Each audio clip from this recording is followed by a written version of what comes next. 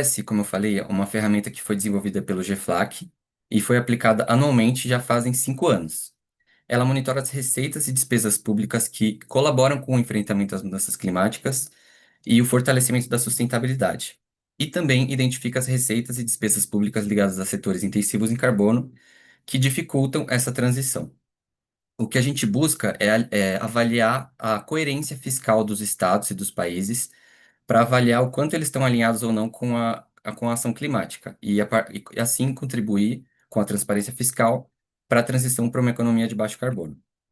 Essa primeira edição do IFS Brasil adaptou essa metodologia já existente para os 26 estados brasileiros, mais o Distrito Federal. As variáveis do Índice de Finanças Sustentáveis são quatro: receitas e despesas sustentáveis e receitas e despesas intensivas em carbono.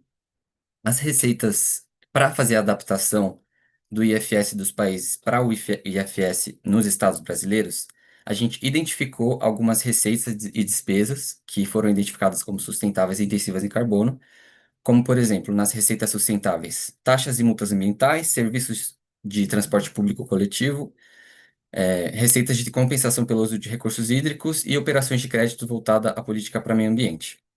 Na parte de receitas intensivas em carbono, a gente identificou receitas ligadas à exploração e extração de combustíveis fósseis, mineração e tributos sobre transporte individual e transporte aéreo. Nas despesas intensivas em carbono, segue a mesma linha das receitas intensivas em carbono: exploração de recursos combustíveis fósseis, mineração, investimentos em transporte rodoviário e aéreo. E nas despesas sustentáveis, não vou citar todos por causa do tempo, mas a gente identificou algumas despesas como preservação e controle ambiental, uso de recursos hídricos sustentável e recuperação de águas degradadas, entre outros.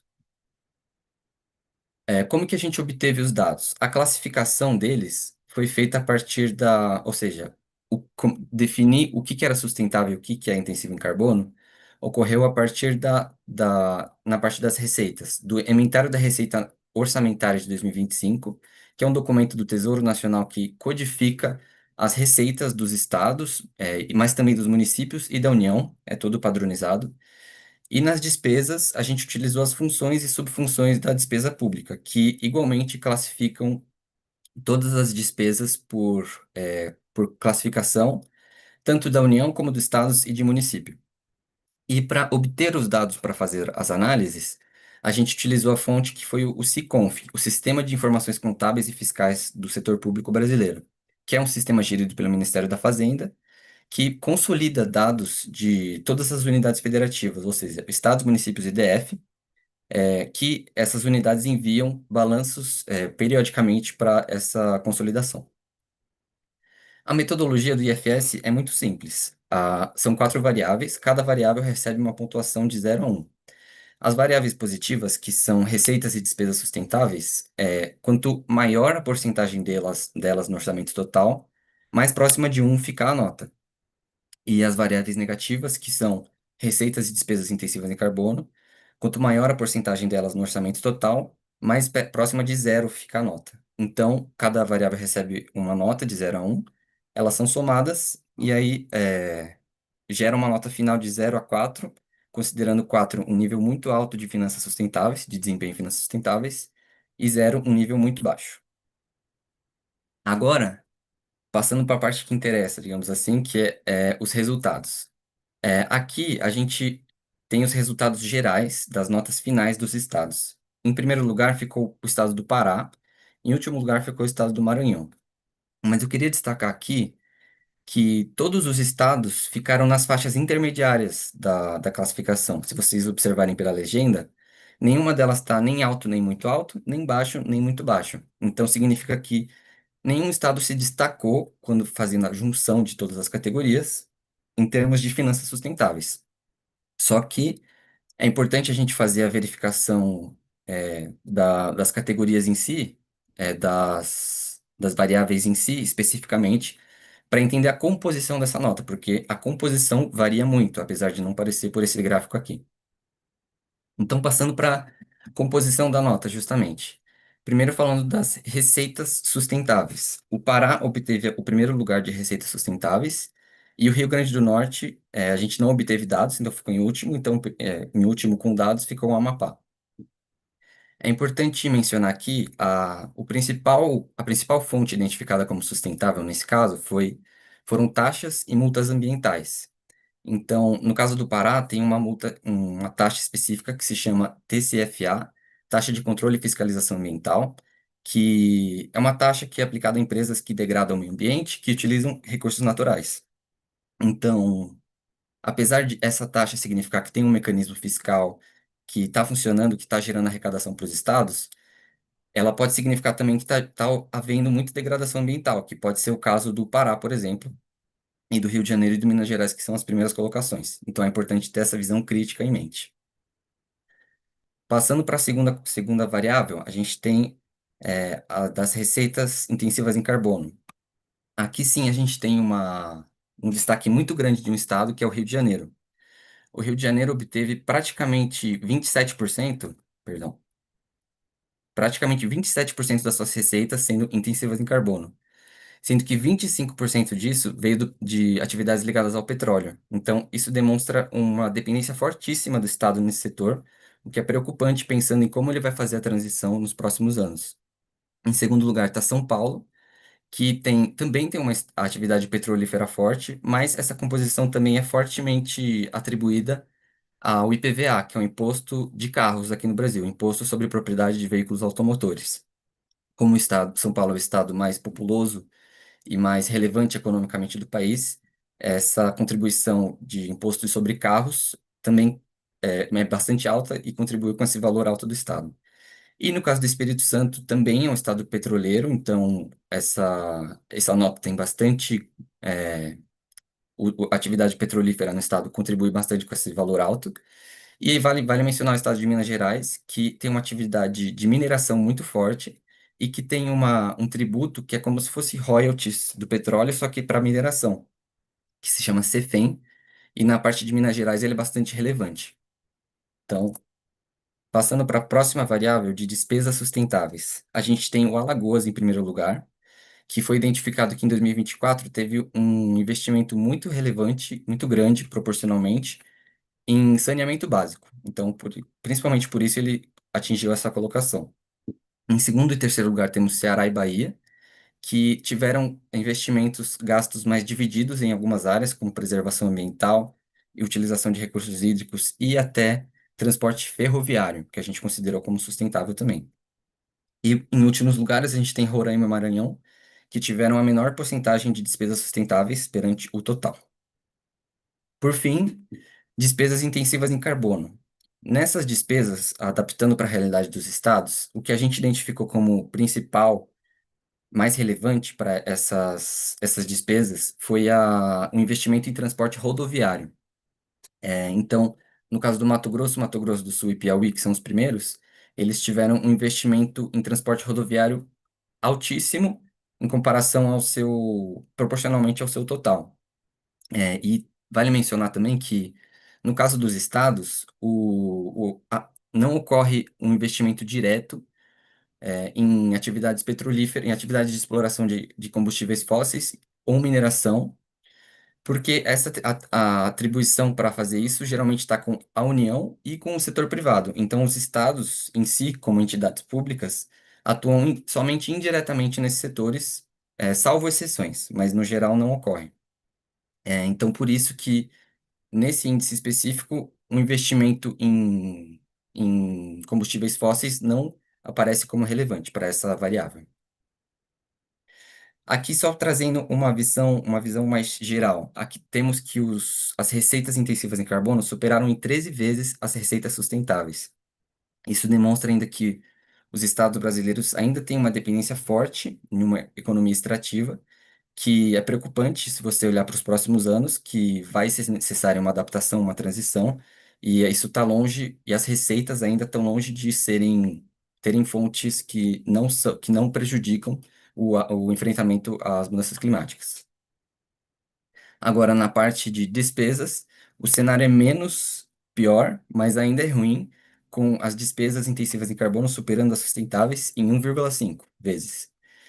Isso demonstra que isso é preocupante também porque os investimentos são insuficientes e ainda assim leva tempo para eles atingirem mudanças estruturais. Então, tem uma preocupação dupla aí com a falta de investimento suficiente para fomentar e impulsionar essa transição que tem sido buscada. Ô Gui, pedi para você concluir, por gentileza. Claro. Por fim, aqui algumas recomendações, eu vou passar bem rapidamente, só para não tomar muito tempo, mas a gente recomenda que as metas de sustentabilidade e mudança climática sejam incluídas nos planejamentos fiscais do Estado, que eles sejam alinhados às políticas nacionais, como o NDCs e Plano Clima, e que os estados desenvolvam estratégias próprias, adaptadas às suas realidades de financiamento climático. Também recomenda-se que eles diversifiquem as bases arrecadatórias, diversifiquem as suas entradas de arrecadação verde e, muito importante, rever benefícios fiscais concedidos a setores intensivos em carbono. Passando para as despesas, é importante que os estados reorientem gradualmente o investimento para setores de baixo carbono e também integre critérios de sustentabilidade nas agendas públicas. Por fim, é importante padronizar a classificação das despesas específicas para mitigação e adaptação, porque hoje as despesas de subfunção só tem uma categoria mais geral de gestão ambiental, então seria importante criar uma específica para enfrentamento de mudanças climáticas. E também mecanismos de monitoramento, reporte e verificação e criar umas seções nos portais da transparência dos estados, que todos têm, voltadas para o orçamento climático. Aqui eu deixo rapidamente um QR Code para quem quiser acompanhar os próximos passos do IFS Brasil, que vão ser a divulgação do relatório completo, com toda a metodologia, todos os resultados, todas as fontes e as recomendações. Então, quem quiser ficar a par de todas as novidades e também de próximas pesquisas que a gente vai fazer, se aprofundando em alguns estados específicos, fica à vontade para escanear o QR Code. Muito E obrigado. finalizei já. Muito obrigado pela atenção de todos. Deixe meu e-mail também para caso alguém queira entrar em contato, para dar sugestões, comentários, etc. E agradeço muito. Obrigado, Alan. Desculpa passar um pouquinho o tempo. Muito obrigado, Guilherme. Parabéns pelo seu trabalho, pela sua apresentação. Nós vamos divulgar sim o índice para o pessoal. Vamos dar início agora à primeira rodada de perguntas com a Valentina, o Eduardo e o Carlos. E a primeira pergunta é aquela que é comum para todo mundo. Então, boa tarde, Valentina. A primeira pergunta seria: o Brasil tornou-se um país fundamental para a ação climática, mas como conseguirá fazer a transição para uma bioeconomia que privilegie a proteção da natureza em detrimento do expansionismo fóssil? Que oportunidades a COP30 pode trazer para que isso seja alcançado? Valentina, obrigado. Obrigada, Alan. Agradeço o convite. Vocês conseguem me ouvir? Sim, Tá. perfeito. Muito obrigada pelo convite para participar desse painel, representando a plataforma Cipó. É uma honra estar aqui com os outros colegas. Então, meu nome é Valentina, eu sou paraense, sou antropóloga e sou pesquisadora da plataforma Cipó. E eu vou fazer uma fala aqui, principalmente a partir da perspectiva da bioeconomia no Brasil, mas mais especialmente a partir da bioeconomia na Amazônia brasileira, que é onde eu tenho me dedicado principalmente aos meus estudos. Mas eu creio que muitas das questões que eu vou trazer aqui podem ser extrapoladas para outras realidades também, com o devido cuidado, né? Então, respondendo à sua pergunta, é, é certo que a bioeconomia tem ganhado cada vez mais espaço, não só no Brasil, mas em outros espaços internacionais de discussão, como esse. No entanto, é importante destacar que esse não é um tema novo e que existem diferentes entendimentos em torno do conceito de bioeconomia. Aqui eu vou privilegiar um entendimento que valoriza as chamadas economias da sociobiodiversidade. Trata-se justamente de um conjunto de economias que visa a valorização da biodiversidade, da conservação ambiental e que são praticadas principalmente por povos indígenas, comunidades quilombolas e outros tantos coletivos que costumam ser identificados no Brasil sob a categoria de comunidades tradicionais. A COP30 a ser realizada em Belém, ela nos traz um conjunto de oportunidades para mobilizar essa abordagem para a bioeconomia. Uma oportunidade que eu visualizo é a de fortalecer a cooperação multilateral, especialmente entre os países do sul global, como os países panamazônicos. Os encontros que foram articulados pela Organização do Tratado de Cooperação Amazônica, a OTCA, têm constituído espaços singulares de cooperação nesse sentido. Então, em 2023, esses países se reuniram na Cúpula da Amazônia, também em Belém, e esse encontro resultou num documento bastante potente, que é a Declaração de Belém. A declaração perpassa uma série de compromissos para uma economia para um desenvolvimento sustentável, e muitos desses compromissos vão no sentido de aproximar e harmonizar entendimentos, práticas e legislações entre os países amazônicos. Então, assim como a cúpula da Amazônia, né, foi essa oportunidade, a COP30 também pode ser uma oportunidade de retomar ações desenvolvidas para implementar essa economia, né, essa bioeconomia, entendendo como elas podem estar aliadas aos compromissos climáticos dos países amazônicos, né, no sentido de assegurar uma transição para uma bioeconomia que seja alinhada à conservação ambiental. Uma outra oportunidade que a COP30 nos oferece é de discutir diferentes regimes de conhecimento e como eles podem influenciar a elaboração de soluções para os problemas climáticos e também aos problemas ligados à biodiversidade e ao combate à desertificação. E quando eu falo de diferentes regimes de conhecimento, eu estou me referindo aos diferentes conhecimentos dos povos indígenas, das comunidades quilombolas e demais comunidades tradicionais. Esses atores possuem conhecimentos muito diversos e com grande potencial, mas que seguem marginalizados pelos estados e pelos organismos internacionais. Então, a COP30 também pode ser uma oportunidade de dar maior visibilidade a esses atores e aos seus conhecimentos. Obrigada. Muito legal, obrigado, Valentina. Eduardo, então, por gentileza. Perfeito. Bom, boa tarde a todos e todas.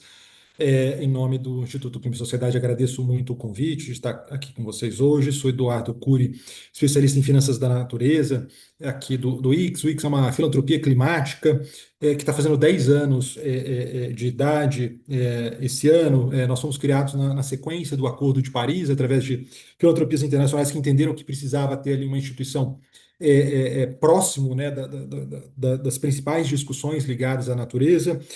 Bom, respondendo então objetivamente aqui a pergunta é muito boa. Acho que o Brasil ocupa hoje uma posição central na ação climática global, né? Considerando a estrutura produtiva do país, e observando dados aqui, por exemplo, do Observatório do Clima, cerca de 75% ou 3 quartos das emissões de gases de efeito estufa vem do setor AFOLU, né? O setor ali de agricultura, florestas e outros usos da terra. Esse dado revela o tamanho do desafio que enfrentamos quanto à dimensão, mas também com relação às oportunidades, né? Justamente no território, na forma como produzimos, conservamos, restauramos e financiamos o uso da terra, que está o nosso maior potencial de transformação econômica e climática, né? O Brasil reúne condições únicas para liderar uma transição de escala global, né? Temos a maior biodiversidade do planeta, um agronegócio competitivo, uma base de ativos naturais capaz de gerar valor econômico, social e ambiental. Se alinharmos inovação financeira, políticas públicas, investimento privado, o Brasil pode se tornar aí uma primeira grande economia de base natural do século XXI, né? Esse recado a gente precisa imprimir na COP30, né? Buscar ali uma bioeconomia que privilegia a proteção da natureza ao invés de expansionismo fóssil. Mas para que essa transição se consolide, né, acho que gostaria de destacar três eixos fundamentais, né? Financiamento e mitigação de risco. Então, assim, a gente precisa trabalhar para canalizar capital público, privado, filantrópico, para negócios que mantenham a floresta em pé, com segurança jurídica e retorno econômico. Isso é muito importante, né? Então, é aqui que entram as inovações ligadas a blended finance, mecanismo de mitigação de risco, todas as atividades ligadas a seguros. Isso é muito relevante. Um outro eixo é o de infraestrutura, logística e mercado, né? Reduzir custos, integrar cadeias sustentáveis é crucial. Está falando também de rastreabilidade, produção local, conectando produção local a mercados internacionais, é crucial para desenvolver uma bioeconomia que traga valor para as comunidades locais.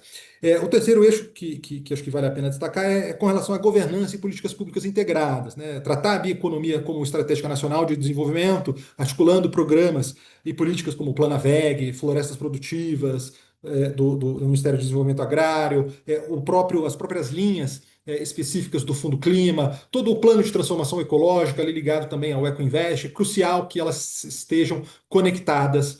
Então, assim, é nesse contexto que a COP30 representa um marco histórico, né? Será uma oportunidade do Brasil mostrar para o mundo como transformar seu capital natural em prosperidade, apresentando, então, instrumentos, iniciativas coletivas, concretas, destacando, por exemplo, o TFFF, né, a Tropical Forest Facility Forever, que o Brasil está colocando aí no mundo, recebendo enfim, atenção e bastante apoio de diversas jurisdições desenvolvidas e em desenvolvimento. É um momento de apresentar mecanismos de mitigação de risco, plataformas colaborativas de investimento, que materializam a transição para uma economia regenerativa, competitiva e inclusiva. Então, em suma, a COP30 pode ser um momento que o Brasil prova que crescer preservando não é apenas possível, mas é inevitável, necessário, que a natureza é o ativo central da economia do futuro. Enfim, encerro aqui a minha fala nesse momento. Obrigado. Mu- Muito bem, muito obrigado.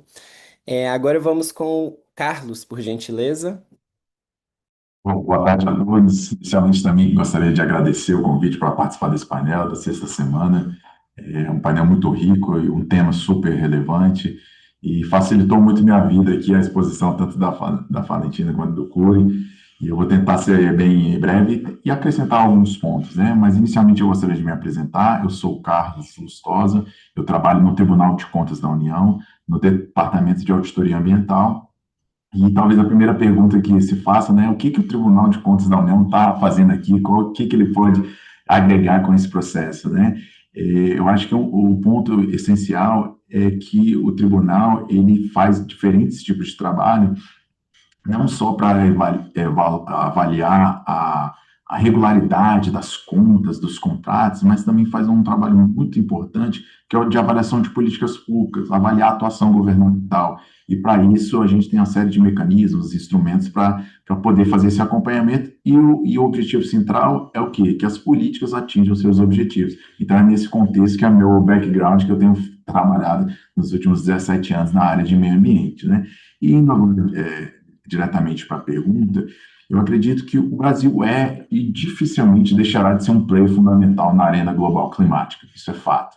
E levando em consideração suas características, capacidades e recursos naturais, eu entendo que o Brasil dispõe da maioria dos elementos necessários para fazer uma transição para uma economia que privilegia a proteção da natureza. No entanto, eu acho que tem uma questão de fundo que a gente precisa discutir antes, se de fato o Brasil quer realmente realizar essa transição, né?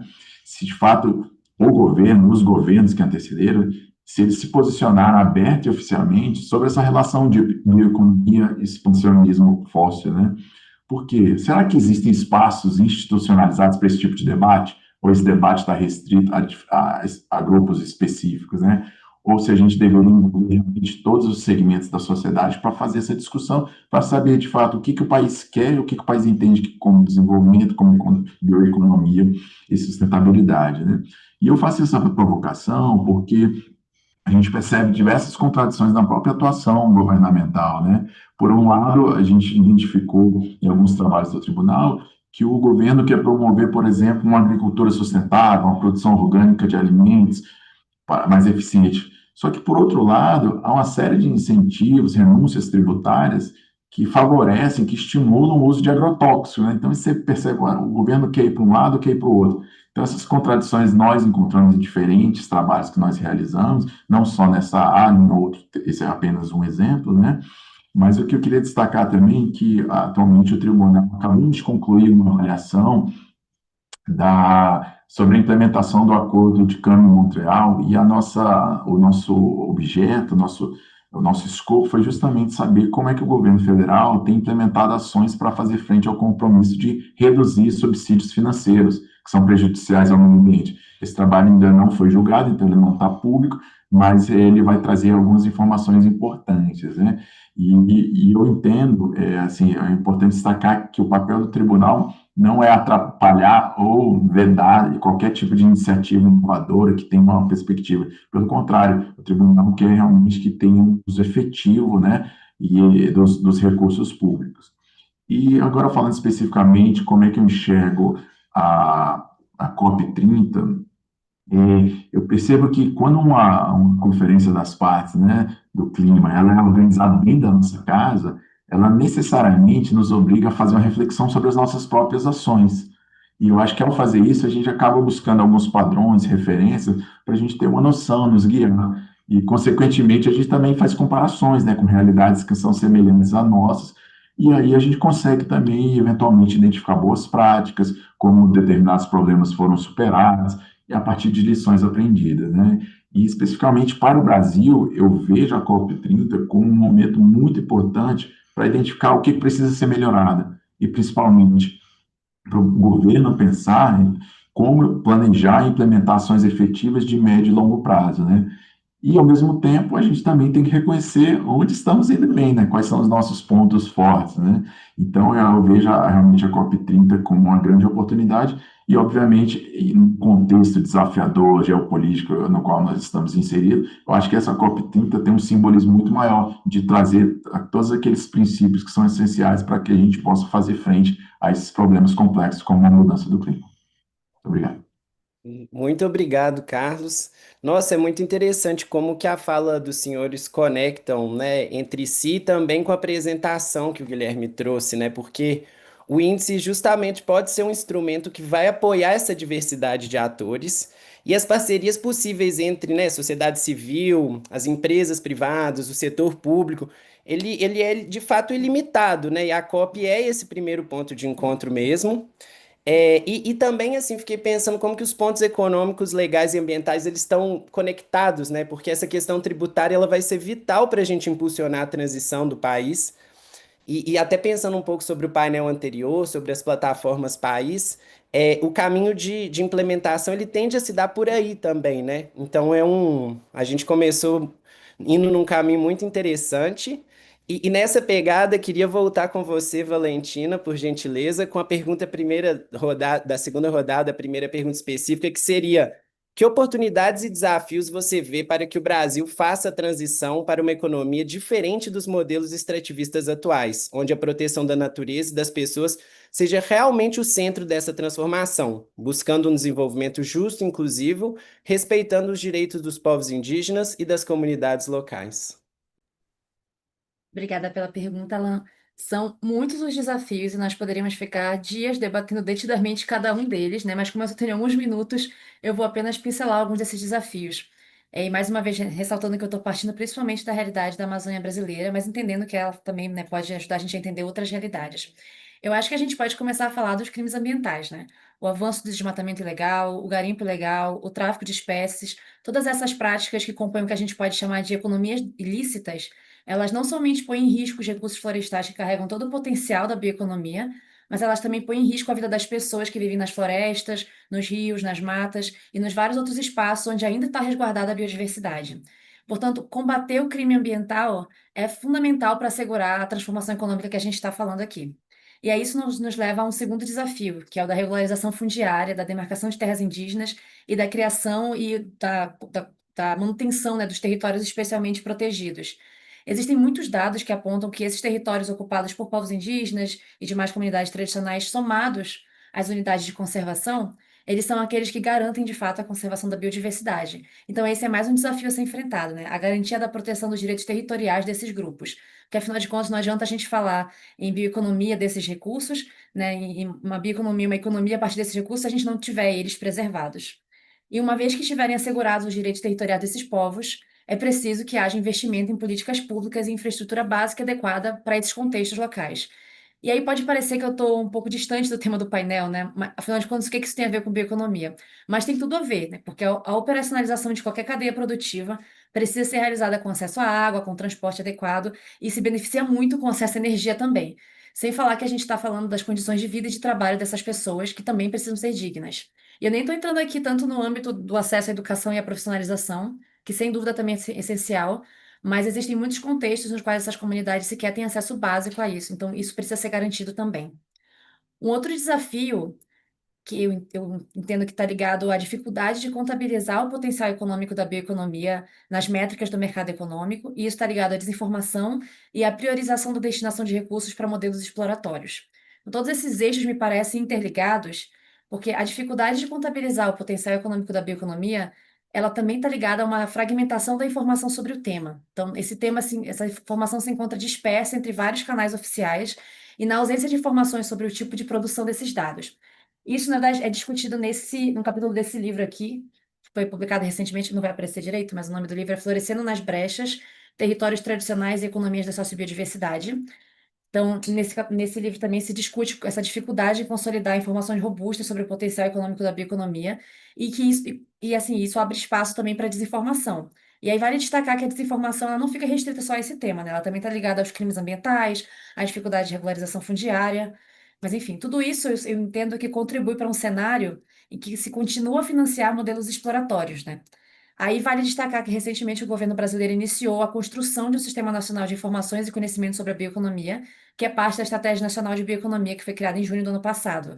Então, se espera que a partir desse esforço, ligado ao esforço de outras instituições, a gente consiga ter mais informações sobre o potencial econômico, né, da bioeconomia, no Brasil e mais especificamente também na Amazônia, né? Eu destacaria ainda mais um desafio que eu sinto que é a dificuldade de absorção dos acordos internacionais em legislações nacionais e locais. Então, o Brasil, mesmo quando o Brasil ratifica acordos internacionais e eles, né, eles precisam ser incorporados adequadamente à legislação, né, do Brasil, e por vezes existe uma distância entre a atuação parlamentar e executiva com esses espaços de cooperação internacional. Então, é preciso apoiar os parlamentares, os membros do executivo, no entendimento desses acordos, desses espaços de cooperação, para que eles possam incidir com maior propriedade nessas agendas. E a gente pode pensar que tanto o exemplo da COP30, mas também o exemplo do G20, que resultou, né, em 10 princípios de alto nível de bioeconomia. E eu recentemente participei de um webinário organizado pelo Ministério do Meio Ambiente brasileiro, né, que existe, eles já apresentaram uma iniciativa que visa incorporar esses princípios na política nacional. Então, essa é uma iniciativa que vale a pena acompanhar, né, mas é preciso também fomentar a implementação de ações práticas a partir dessas decisões internacionais. E eu falei de vários desafios e também fui mencionando algumas oportunidades aqui, mas antes de encerrar, eu queria pensar ainda em algumas oportunidades, resgatando a Declaração de Belém que eu mencionei anteriormente, né? Que é esse acordo firmado entre os países amazônicos, porque um dos compromissos firmados ali é a criação do painel intergovernamental técnico-científico da Amazônia, que deverá reunir cientistas e pesquisadores num espaço de troca de conhecimentos e de experiências sobre diversos temas, né, que dizem respeito às mudanças climáticas e à crise ecológica, mas que também pensa como impulsionar o desenvolvimento sustentável. E eu acho que essa é uma oportunidade excelente para pensar em como fazer essa transição, né? Então, criar esses espaços de diálogos e de trocas, e, mais uma vez, ressaltando que esses espaços precisam garantir a participação digna e efetiva dos povos indígenas e das comunidades tradicionais. Acho que é isso. Obrigada, Alan. Obrigada a você, Valentina, muito interessante. Agora a pergunta para o Eduardo Cury. Como a economia baseada em modelos de agricultura sustentável pode contribuir para a transição para fora dos modelos extrativistas, reduzindo a pressão sobre os ecossistemas, promovendo a restauração ambiental e, ao mesmo tempo, gerando benefícios equitativos para as comunidades locais? Perfeito, bom, obrigado pela questão, Alan. Bom, o modelo de produção que historicamente avançou no Brasil, ele avançou sobre florestas e ecossistemas, né, transformando a natureza em insumo barato, gerando enormes externalidades ambientais negativas, né. Ele precisa dar lugar a uma nova lógica, né, uma agricultura sustentável, baseada em conservação, tecnologia e geração de valor econômico e social. Essa transição é muito relevante, porque a maior parte das nossas emissões, como eu comentei na minha fala inicial, ela está ligada ao uso da terra, né? Então, isso significa que mudar o modo como produzimos alimentos, gerimos o território, é essencial para reduzir as emissões e criar oportunidade econômica. É importante criar oportunidade econômica quando a gente fala de um país desigual e de renda média baixa, né, como o Brasil.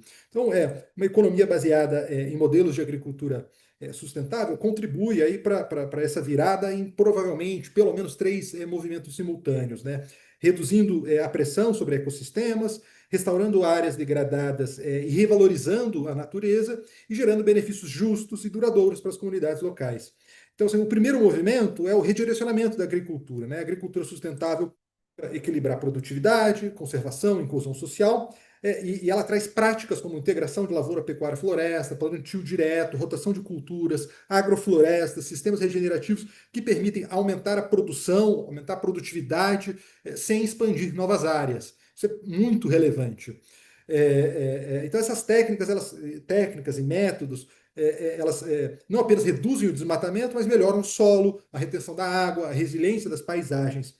E quando combinadas com a restauração de áreas degradadas, né, o Brasil tem aí pelo menos 40 milhões de hectares em áreas degradadas, elas criam uma segunda frente de ganhos ambientais e econômicos, né? Então, assim, há uma série de pesquisas nacionais e internacionais que mostram que cada hectare restaurado no país, a depender aí do conjunto de métodos de restauração, gera em média 0,4 empregos diretos e indiretos, né? O que significa que se o Brasil atingir algumas das suas metas, como por exemplo, ligado ao Plano VEG, ao Acordo de Paris, com a restauração de 12 milhões de hectares, a gente gera 5 milhões de empregos diretos e indiretos, impulsionando economias locais, cadeias produtivas sustentáveis. O segundo movimento que eu falei há pouco, né, é o ligado à inclusão e equidade, né? A agricultura sustentável não é apenas sobre técnica, né, mas é sobre pessoas. Então, quando agricultores familiares, comunidades tradicionais, povos indígenas têm acesso a crédito, recursos não reembolsáveis, assistência técnica, mercados, a agricultura se torna um vetor de inclusão. Experiências, então, como, novamente citando o programa Florestas Produtivas, né, do Ministério do Desenvolvimento Agrário, mostram que é possível gerar renda e conservar floresta ao mesmo tempo, né? Da mesma forma, cadeias da sociobio, como açaí, cacau, castanha, babaçu e diversos outros produtos, permitem que comunidades locais participem da economia da natureza como produtores, fornecedores, então, sendo incorporados na economia, não mais marginalizados, não mais alheios ao sistema econômico, né? Isso traz uma série de benefícios econômicos e sociais, e, por consequência, ambientais, né? O terceiro movimento que eu citei é aquele ligado à integração da agricultura sustentável, da restauração e bioeconomia de escala, né? Então, assim, há um impacto, o impacto real ele virá quando essas iniciativas se conectarem às cadeias de valor nacionais e globais. Então, aqui a gente também está falando de rastreabilidade, certificação, acesso a mercados e políticas como o Plano ABC+, voltado à agricultura de baixo carbono, já apontam nessa direção, né? Claro, precisam ser ampliadas, melhor executadas, bem monitoradas, mas essa integração, ela cria um círculo virtuoso, né? A restauração produtiva, que gera produtividade, que aumenta a produção, que gera renda e que viabiliza a conservação. Então, no fundo, trata-se de mudar o paradigma econômico, né? A natureza deixar de ser um obstáculo à produção e passar a ser a base da prosperidade. Importante citar e reforçar essa palavra nesse momento, né? Um ecossistema saudável significa um solo fértil, água disponível, biodiversidade, estabilidade climática, que são, de novo, os pilares da economia do futuro, né? O resultado dessa transição é claro, né? Você vai ter mais resiliência climática, mais diversificação econômica, mais complexidade econômica, geração de emprego e renda, fortalecimento de comunidades, acesso a novos mercados. Tudo isso é muito relevante para uma economia que quer fazer essa transição. Claro, os desafios são significativos. Está falando aqui de ampliar crédito direcionado, reduzir barreiras de logística, garantir certificação e rastreabilidade, alinhar políticas públicas com investimentos privados, que são essenciais para se pensar na transição, né? Não é só com recurso público, não há recurso público suficiente, temos que trazer investimentos privados. Bom, então, assim, se bem desenhada, essa transição ela conecta conservação, produção, inovação e justiça social. Acho que, enfim, tentei aqui muito rapidamente dar uma resposta mais objetiva possível para essa pergunta que é bastante complexa. Obrigado, Alan. Tem razão, não, arrasou. Agora a pergunta para o Carlos Eduardo. Que mecanismos de transparência, monitorização e rastreabilidade são necessários para garantir que os projetos de bioeconomia no Brasil realmente protejam a biodiversidade e cumpram os objetivos de desenvolvimento sustentável, evitando os impactos negativos sobre as comunidades e os territórios? Qual é o papel do TCU para alcançar essa rastreabilidade e prestação de contas? Obrigado, Carlos. Obrigado, Alan. Importante, primeiro, antes de entrar na questão, destacar que o papel do Tribunal de Contas da União não é apenas analisar se o recurso público foi utilizado de forma regular, conforme as leis e as regras, mas ele também verifica se a aplicação daquele recurso público gerou o resultado esperado, ou seja, se ajudou a resolver um determinado problema, uma demanda social, econômica ou ambiental, né? Porque, geralmente, quando falamos em recurso e Tribunal de Contas, nós pensamos apenas em recursos financeiros. Mas a gente tem visto que essa mentalidade tem mudado porque estamos passando a considerar o meio ambiente como um bem público, como parte do patrimônio público do país. E aí a gente precisa verificar se o governo tenham adotado as medidas necessárias para fazer a boa gestão desse patrimônio público, né? E quando eu me refiro ao governo, eu estou falando dos governos municipais, estaduais e federais, né?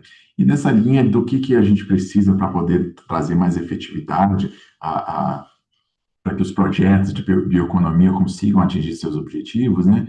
A gente tem que entender se eles têm os mecanismos mínimos necessários para que essa ação pública seja efetiva, né? Se eles têm mecanismos de coordenação vertical, horizontal, se tem instrumentos de transparência, se permitem a participação, se há formas de favorecer accountability, né? Então, esses pontos essenciais de um planejamento de curto, médio e longo prazo são questões básicas, mas a gente percebe que em muitas políticas isso ainda não está incorporado e muito menos implementado. E a gente vê que depois os resultados não são alcançados porque tem questões estruturais necessárias, básicas, que deveriam ter sido implementadas e não foram implementadas adequadamente, né?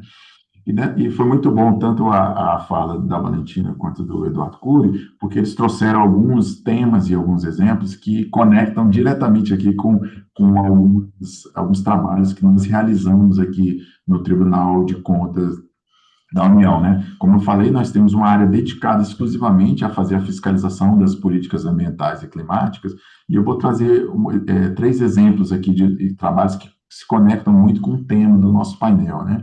O primeiro foi uma auditoria que nós realizamos para avaliar a gestão das áreas protegidas, né? Entendendo áreas protegidas, especialmente as unidades de conservação.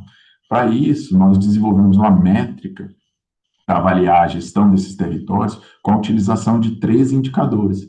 E um dos indicadores que a gente usou era justamente para ver a questão do uso socioeconômico daquele território, né, dos recursos naturais. E aí identificamos boas práticas em diferentes contextos. Uma delas era justamente o próprio manejo do jacaré, né, reserva extrativista, que a população mesmo fazia o abate do animal. Tudo isso, obviamente, de forma controlada e fiscalizada pelo órgão ambiental, mas eles conseguiam aproveitar não só a carne, mas o couro do animal e gerar valor, inclusive exportando, né? O que faz, né, com que a economia local se movimente e gere renda e, obviamente, beneficiando aquelas populações tradicionais, né, que trabalham ali com borracha, as populações ali ribeirinhas, né? Um outro exemplo também que foi mencionado aqui é justamente a parte da exploração sustentável dos recursos madeireiros por meio das concessões florestais, né? Há uma boa prática de uma comunidade que criou uma cooperativa e gera renda com valores significativos com a venda de produtos à base de madeira. O que eu quero dizer com isso tudo? É que justamente que é possível a gente conciliar a preservação ambiental com o desenvolvimento econômico, né? Um outro exemplo também de um trabalho recente que nós realizamos, que fez uma avaliação sobre as contas econômicas ambientais. O que é isso? Era justamente ver se o governo tem incorporado a perspectiva ambiental para o cálculo do produto interno bruto, por exemplo. Porque quando a gente fala do cálculo do PIB, nós associamos assim, essas atividades produtivas, mas não levamos em consideração. Inclusive, temos uma lei para estabelecimento do produto interno verde, que é justamente para trazer essa perspectiva, ou seja, a gente precisa quantificar, valorar, para que isso tenha significado e seja conservado e principalmente utilizado de forma sustentável. E, obviamente, eu não poderia deixar de falar de um tema mais amplo, que é a base disso tudo, que é sobre a mudança do clima, né? O Tribunal está liderando uma iniciativa global que envolve 103 países ao redor do mundo, 103 TCUs, Tribunais de Contas de outros países, para avaliar como os governos nacionais estão adotando medidas para fazer frente à mudança do clima, especialmente em relação à governança, financiamento climático e políticas públicas de adaptação e mitigação. E um dos indicadores que nós desenvolvemos foi justamente algo do envolvimento das populações dos grupos mais vulneráveis no processo de tomada de decisão governamental. Se esses grupos fazem parte, se eles têm acesso, voz e podem opinar. Um conceito muito ligado à justiça climática, né? E aí, fazendo já um merchan aqui, um convite, agora na COP30, a gente vai apresentar os resultados desses 103 países, e não só dos 103 países, dos 27 unidades federativas, desses indicadores que nós desenvolvemos para avaliar como é que os governos estão lidando com a mudança do clima, e o nome do projeto é chamado Climate Scanner. Obrigado, Alan. Muito legal. O famoso Climate Scanner já está com fama mundial. Bem, agora, pessoal, a gente vai atender as perguntas do público. Tem uma pergunta aqui para cada um, teoricamente, mas vocês podem entrar na pergunta do outro e eu vou pedir vocês de fazer a mágica de tentar responder e também fazer uma mensagem de encerramento em 1 ou 2 minutos para a gente acabar dentro do tempo. Sei que é corrida, agradeço muito vocês por esse esforço. Então, ó, primeira pergunta que foi direcionada para Valentina aqui, talvez, mas também para a abertura de todos. O que você acha e pode comentar dos mais de 30 milhões de hectares que foram queimados no Brasil durante o ano de 2024? São áreas destinadas a cultivo de soja e pecuária, atividades não sustentáveis, verdade? Uma segunda que foi diretamente para o Eduardo, essa inclusive nominalmente. Eduardo, então o desafio também é mudar os padrões de consumo? Isso envolve reduzir o consumo de carne. Seria possível, devido aos fatores culturais no Brasil? E por fim, né, para o Carlos Eduardo, a pergunta foi: de que forma o Plano Nacional de Bioeconomia pode ajudar os estados e como isso se conecta com o TCU? Obrigado, pessoal. Seria isso com vocês. Valentina, por favor. Obrigada, Alan. Um prazer ouvir os colegas aqui e poder responder essas perguntas. Eu acho que essa pergunta tem tudo a ver com o que eu estava comentando com os desafios que eu trouxe, né? Falei que um dos principais desafios para avançar com a bioeconomia no Brasil, de fato, são os crimes ambientais, né? Então, esses 30 milhões de hectares que foram devastados no Brasil só em 2024, em grande parte deles está ligado a essas economias, né, da ilegalidade. Então, é, e, e aí está também está conectado com o que o Eduardo falou, né, no início da fala dele, sobre como os padrões de emissões de gases de efeito estufa do Brasil, eles são muito diferentes dos de outros, né, dos outros países, da emissão global, eles são, na verdade, principalmente é, são resultado, né, da transformação do uso do solo, e tem justamente a ver com o desmatamento e com o uso do solo para agropecuária, né? Então, e isso está totalmente interligado, porque enquanto nós temos, sim, uma produção formalizada de agropecuária, e também existem muitos pastos irregulares, né, que se aproveitam justamente desse desmatamento ilegal. Então, a questão é justamente que a gente precisa continuar combatendo esse desmatamento e essas economias ilícitas e incentivando outras formas de economia, né? Então, ao mesmo tempo que você precisa criar estratégias, e o Brasil tem trabalhado nisso, na verdade, a gente tem uma redução, né, do desmatamento nos últimos anos no Brasil. Ainda não zeramos o desmatamento, mas tem tido uma redução disso. Ao mesmo tempo que a gente tem esse movimento, a gente precisa também desse movimento de incentivo a outras práticas econômicas.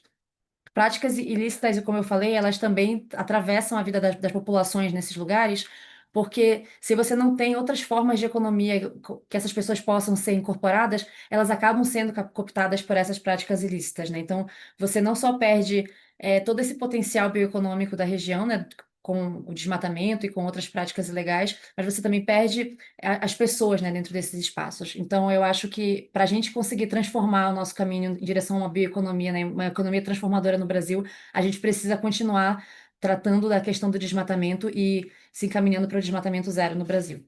Obrigada, Alan. Obrigado. Eduardo, por favor. Perfeito. Bem, pergunta muito boa. Acho que eu falei muito do lado da oferta, né, da mudança do sistema, da estrutura produtiva, né, e a pergunta é sobre a demanda.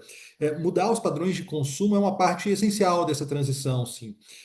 O ICS, instituição a qual eu faço parte, tem uma agenda muito positiva. Então, nós buscamos não trabalhar com os nãos, né, não consuma carne. A gente trabalha, na verdade, com o lado de apresentar os produtos da Sociobio, levar os produtos da Sociobio, conectar os produtos da Sociobio a cadeias de valores, para que as pessoas, o mercado, entenda a sua riqueza e as valorize. Então, acho que assim, a questão do consumo de carne, especificamente, como a pergunta traz, ela é delicada, né? Porque o mundo é profundamente desigual em relação à renda e ao consumo de carne. Alguns países e determinados grupos sociais provavelmente precisam aí fazer ajustes profundos, reflexões com relação a esse consumo. No caso do Brasil, de novo, mais do que olhar para reduzir o consumo da carne, o desafio é ampliar o que valorizamos e consumimos, né? Então, trazendo mais diversidade, equilíbrio e origem para as nossas dietas, né? Então, assim, incorporar produtos da sociobiodiversidade, ingredientes oriundos de sistemas florestais, ao mercado e culinária tradicional é muito relevante. De novo, voltando à atuação do ICS, a gente tem apoiado iniciativas ligadas à gastrodiplomacia, apresentando produtos da sociobiodiversidade a chefes brasileiros do mundo inteiro, para, de novo, trazer valor para os produtos, abrir mercado, de tal forma a levar, enfim, uma mensagem positiva, a levar a nossa produção, o que tem de melhor, para mais pessoas, e aí sim mudar o padrão de consumo. Nós olhamos, trabalhamos de forma muito positiva, construtiva, muito embora, claro, a questão da carne sem dúvida, delicada. Acho que, enfim, fazendo já minha fala final, foi muito rico participar aqui desse nosso debate. Agradeço imensamente pelo convite. Enfim, prazer estar aqui. Muito obrigado, Eduardo. Por gentileza, Carlos.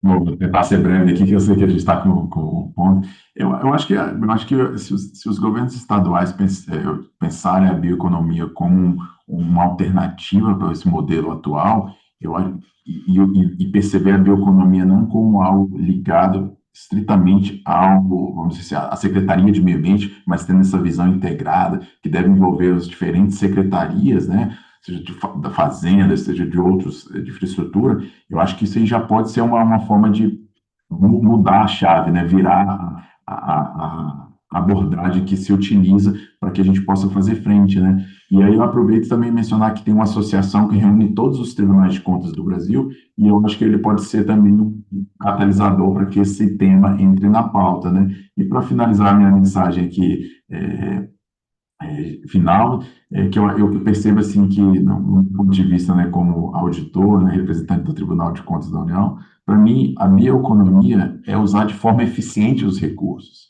E é dever do TCU verificar se o governo tem feito isso, pensando no cidadão e, sobretudo, nos grupos mais vulneráveis, né? Então, fica aqui meu agradecimento aqui pela oportunidade, parabenizar não só a moderação, mas os meus colegas panelistas, e dizer que foi um privilégio estar aqui e principalmente aprender com vocês. Muito obrigado. Muito obrigado, Carlos. Muito obrigado aos três palestrantes, ao Guilherme também, aos quatro palestrantes, por compartilhar toda a sua experiência. Foi um prazer escutar e interagir com os senhores aqui hoje. Eu acredito que os pontos que vocês expuseram, eles contribuíram muito bem para o tema do dia de hoje, que era o chamado à ação local, né, das políticas nacionais ao território. Acho que ajudou a demonstrar o potencial dessa articulação local e de como que os dados podem ajudar nessa missão, né, de promover agendas específicas e também transversais como a bioeconomia e as finanças públicas, né, e as finanças climáticas também, sobretudo. Então, agradeço a todos pela atenção e passo de volta a palavra para Janete para darmos continuidade ao quarto dia da Semana de Financiamento Climático da GFLAC. Muito obrigado, Janete. Muchas gracias, Alan, y nuevamente a todas las personas panelistas por esta conversación tan valiosa que nos muestra cómo Brasil se proyecta como un referente regional en la construcción de un modelo de desarrollo basado en la bioeconomía. Vimos que la bioeconomía no es solo una estrategia productiva, sino una visión transformadora que nos invita a reconciliar la economía con la naturaleza, a reconocer los saberes ancestrales y comunitarios y a construir bienestar desde la diversidad biológica y cultural que bien define a nuestra región. Es una propuesta que rompe con los paradigmas extractivistas del pasado y abre estas puertas a nuevas formas de prosperidad donde la regeneración, la innovación y también la justicia social caminan juntas. Y bueno, también rumbo a la COP30, este diálogo nos deja un mensaje muy profundo para avanzar hacia un futuro bajo en carbono y justo. como mencionaba Guillermo, y necesitamos financiamiento que valore la vida, políticas que impulsen la equidad y una voluntad colectiva para realmente transformar la manera en la que entendemos el desarrollo y nuestro vínculo con el planeta. Para cerrar el día, vamos a pasar con un modelo inspirador de financiamiento territorial impulsado por la Fundación Pervivir, que demuestra cómo es posible generar autonomía económica y sostenibilidad en las comunidades. En ese sentido, vamos a pasar la palabra a nuestra moderadora que nos va a encaminar a este modelo inspirador de financiamiento territorial, quien es Isabel González, asociada en el GFLAC. Adelante, Isabel. Perfecto, gracias, Janet. Bueno, y como bien lo decías, para poder seguir explorando esos ejemplos que desde lo nacional y lo local nos muestran esos caminos reales hacia esa transformación de los modelos económicos que necesitamos, pues hoy queremos destacar una experiencia muy inspiradora que promueve también de alguna manera la integración de esos saberes de las comunidades, el reconocimiento de la ciencia indígena y esa comprensión profunda de los ciclos de la naturaleza para poder construir nuevas formas de desarrollo, ¿cierto? Que permitan también como mejorar esa resiliencia climática, proteger los ecosistemas y mejorar esas condiciones de vida que sustentan la economía. Entonces, hoy tenemos el gusto de presentarles un proyecto transformador de la Fundación Pervivir, una organización ubicada en Colombia que está demostrando cómo las finanzas pueden tener ese impacto directo en los territorios y en las comunidades. Entonces, con esto le doy la bienvenida a Diana y a Carlos. Diana, Carlos, muchas gracias por estar acá. Hola, Bueno, Isabel. Muchas gracias a ustedes por la invitación. listo, perfecto. Entonces, Carlos, voy a empezar contigo. Cuéntanos un poco sobre el objetivo de la fundación y también cómo se ha consolidado como un mecanismo de financiamiento relevante para el territorio donde opera. Perfecto,